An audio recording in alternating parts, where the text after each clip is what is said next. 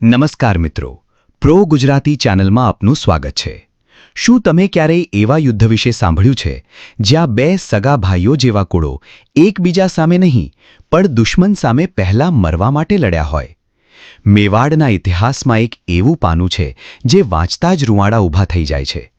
વિષયમાં આગળ વધતા પહેલા અમારી ચેનલને સબસ્ક્રાઇબ કરવાનું ભૂલશો નહીં। આ વાત છે ઉટાળાના કિલ્લાની।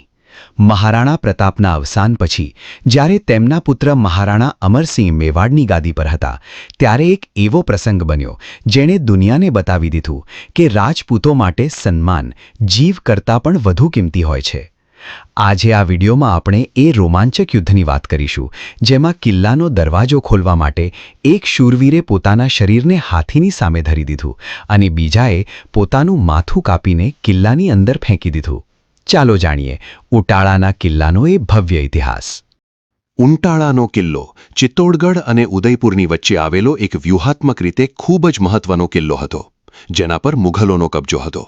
મહારાણા અમરસિંહ આ કિલ્લો પાછો મેળવવા માંગતા હતા, પણ પ્રશ્ન એ હતો કે આ હુમલાનું નેતૃત્વ કોણ કરશે?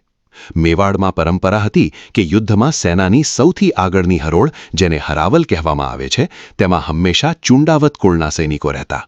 આ તેમનો હક હતો જે રાવ ચુંડાજીના ત્યાગના બદલામાં મળ્યો હતો। પરંતુ મહારાણા પ્રતાપના ભાઈ શક્તિસિંહના વંશજો એટલે કે શક્તાવત કુળના વીરોએ આ વખતે માંગ કરી કે તેમને પણ હરાવલમાં રહેવાની તક મળવી જોઈએ। આ વિવાદે ગંભીર રૂપ ધારણ કર્યું। બંને કુળો મેવાડના સૌથી વફાદાર સ્તંભ હતા। મહારાણા અમરસિંહે એક અદ્ભુત ઉકેલ કાઢ્યો। તેમણે જાહેર કર્યું કે તમારા બંને કુળો અત્યારે જ ઉંટાળાના કિલ્લા પર ચઢાઈ કરો। જે કુળનો યોદ્ધા સૌથી પહેલા કિલ્લાની અંદર પ્રવેશ કરશે, ભવિષ્યમાં હરાવલનું સન્માન એ જ કુળને ફાળે જશે। આ જાહેરાત થતાં જ વાતાવરણમાં જોશ ધરાઈ ગયો। એક બાજુ જૈતસિંહ ચુંડાવત હતા અને બીજી બાજુ શક્તાવત કુળના નેતા બલ્લુ શક્તાવત હતા। બંને રણબંકાઓ પોતપોતાની ટુકડી સાથે ઉંટાળા તરફ વીજળીની ગતિએ દોડ્યા। સૂર્યોદય પહેલા જ યુદ્ધ શરૂ થઈ ગયું। કિલ્લા પર મુઘલ સેનાપતિ કાયમ ખાનનો કબજો હતો। શક્તાવતોએ કિલ્લાના મુખ્ય દરવાજા પર હુમલો કર્યો, જ્યારે ચુંડાવતોએ કિલ્લાની પાછળની દિવાલ પર સીડીઓ ચડવાનું શરૂ કર્યું। બલ્લુ શક્તાવતે પોતાના હાથીને કિલ્લાના મજબૂત લાકડાના દરવાજા તોડવા માટે આગળ કર્યો, પણ દરવાજા પર લોખંડના લાંબા અને તીક્ષ્ણ ખીલાઓ હતા, જેના કારણે હાથી પાછો હટી રહ્યો હતો। દરવાજો તૂટતો નહોતો અને સમય ઓછો હતો। બીજી તરફ જૈતસિંહ ચુંડાવત દિવાલ ચઢી રહ્યા હતા, પણ દુશ્મનો ઉપરથી ગોળીબાર અને પથ્થરમારો કરી રહ્યા હતા। અહીં ઇતિહાસની સૌથી અવિશ્વસનીય ઘટના બની। બલ્લુ શક્તાવત હાથી પરથી નીચે ઉતરી રહ્યા અને દરવાજાના ખીલાવ સામે પોતાની છાતી ધરી દીધી। તેમણે હાથીના મહાવતને આદેશ આપ્યો કે હાથીની ટક્કર હવે મારી પીઠ પર મારો, જેથી ખીલા મને વીંધી નાખે પણ દરવાજો તૂટી જાય।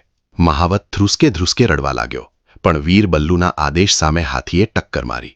દરવાજો તૂટ્યો, પણ બલ્લુ શક્તાવત ત્યાં જ શહીદ થઈ ગયા। પણ ઊભા રહો, કહાનીમાં હજુ એક વળાંક બાકી હતો। જ્યારે શક્તાવતો અંદર પ્રવેશ્યા ત્યારે તેમણે જોયું કે કિલ્લાની અંદર જ જૈતસિંહ ચુંડાવતનું માથું પહેલેથી જ પડેલું હતું।